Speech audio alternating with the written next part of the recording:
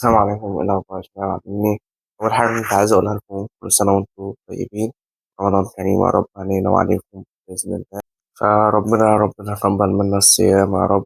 أنا حاليا بصور فيديو الساعه 2 الفجر، وباقي 3 ساعات على الفجر وكده.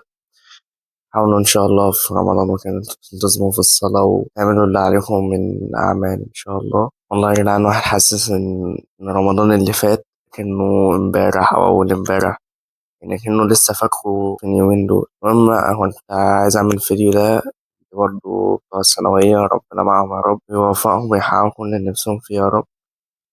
وتبقى تدعي لهم، لو تدعي لهم عموما يعني إن في رمضان وكده. معلش لو بتكلم بالراحة وكده، ف يعني الواحد مرهق شوية بس. فربنا مع كل واحد بإذن الله. وبرضه معلش لو طولت عليكم، مبقاش فيديو يكمل دقيقة بس برضه.